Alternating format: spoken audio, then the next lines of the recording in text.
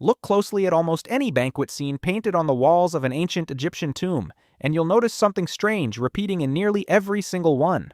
Guests hold a pale blue flower right up against their noses, eyes half closed, faces completely relaxed, while servants quietly refill their cups. This wasn't decoration. This wasn't a polite party gesture passed around for fun. The real answer to why that flower appears in scene after scene, banquet after banquet, century after century, is far stranger than simple celebration. And once you understand what was actually happening at these parties, you'll never look at ancient Egyptian art the same way again. That flower is the blue lotus, Nymphaea caerulea, and it grew along the banks of the Nile in enormous numbers, which meant your ancestors had easy access to it. Ethnobotanist William Emboden spent years studying its presence across Egyptian art and concluded that the flower wasn't simply admired for its beauty.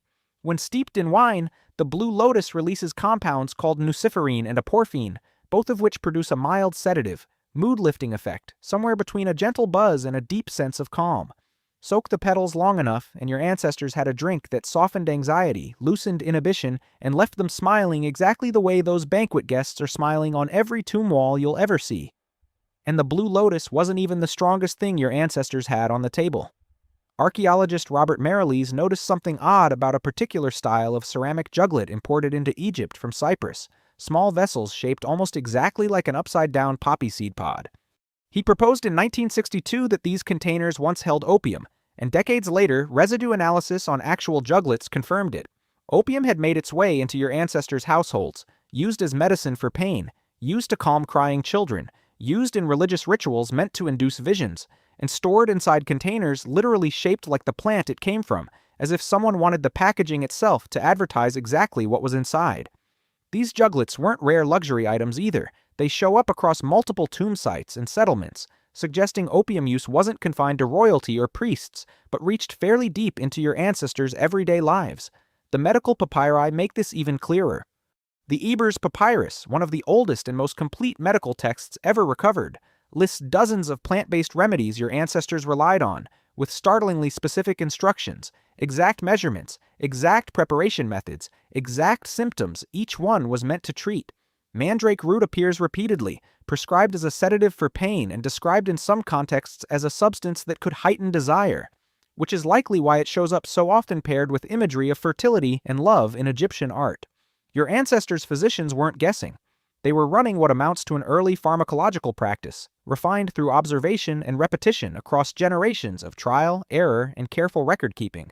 So picture the full range of what was actually moving through your ancestors' daily life.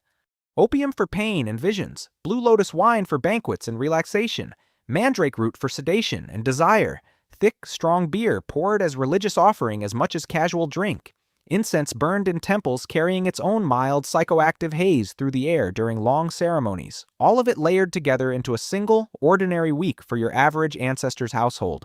None of this was hidden or shameful. It was woven into temples, festivals, medicine, and art, displayed proudly on the same walls meant to carry them safely into the afterlife.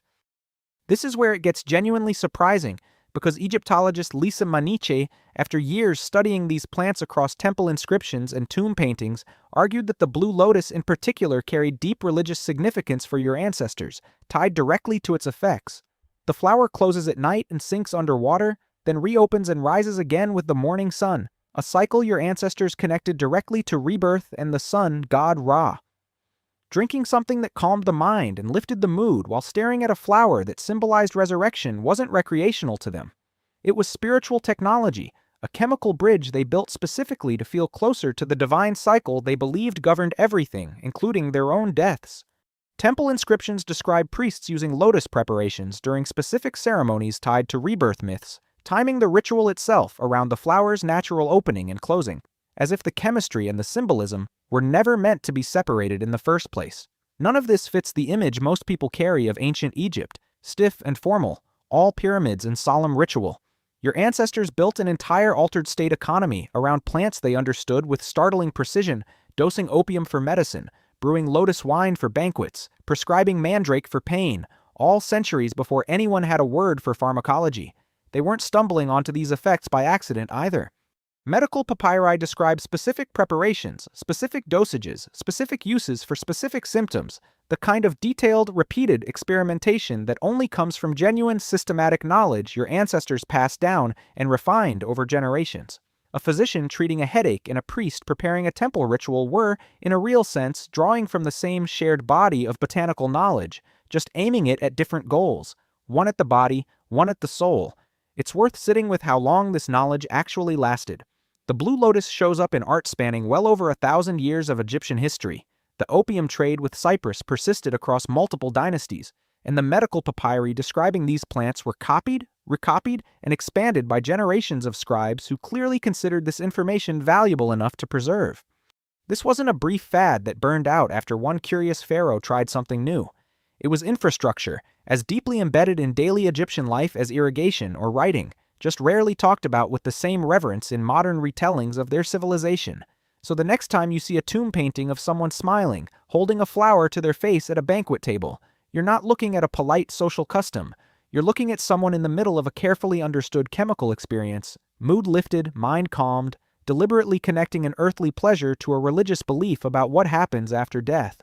The painting on the wall and the high in the cup were never separate things. They were the exact same ritual, captured in two different forms, one in pigment, one in the bloodstream, both pointing toward the same belief that feeling good and getting closer to the divine were never meant to be two separate experiences in the first place. Modern museums tend to frame these artifacts purely as religious or decorative objects, the juglets labeled simply as containers, the lotus motif explained only in terms of symbolism, rarely mentioning what was actually happening inside the cup or the vessel itself. That framing isn't wrong exactly, it's just incomplete, leaving out the chemistry that made the symbolism feel real to the person experiencing it 3,000 years ago.